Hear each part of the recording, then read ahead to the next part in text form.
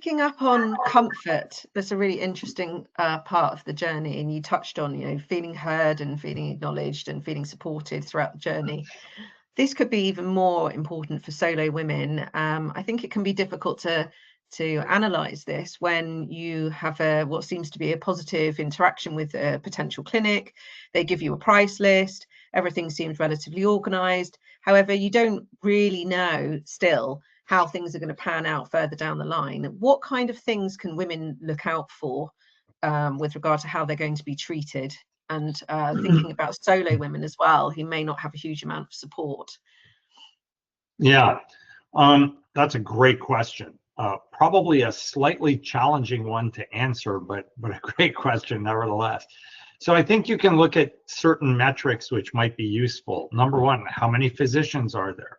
How many of them are directly involved in your care? Is there one physician deciding? Are there two physicians deciding? Or are there 10 physicians deciding? How many nurses are there? Do you have one nurse, or is a different nurse calling you every day? What's the structure in place when one nurse goes on holiday? Because we're all human and we're not going to be in one place 24/7.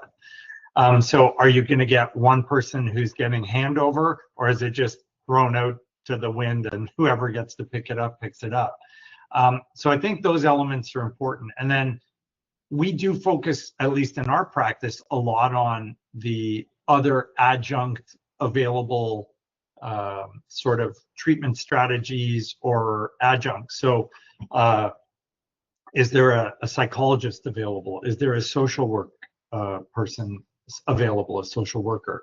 Do you have online programs or modules that can facilitate people who are dealing with stress or disengagement or feeling like they're lost? Do you have a hotline? What happens if there's an emergency? I think those questions all need to be asked of the clinic to see what sort of model is in place for that clinic to help people. And if it's, sort of pish posh, we don't need to worry about that, I would be very worried about that. If it's more, hey, we have a social worker on hand, we've got a psychologist on hand, we use an online program, here's the link, we pay for it so it's free, which is, quite frankly, that's what we have here, as well as the social worker and psychologist.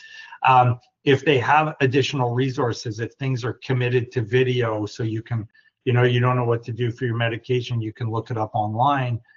If you have that kind of structure in place, I think that's really more appealing to patients than if it's kind of a lackluster, we only have limited staff, there's one nurse taking care of 100 patients. There is no way that one nurse can take adequate care of 100 patients, right? There is a threshold at which you're compromising the care of the patient. And that's a big reason why we are actually massively overstaffed at my clinic. Our nurse to patient ratio is tremendous because we want every patient to be well taken care of. And even then, it's still challenging, and I freely admit that.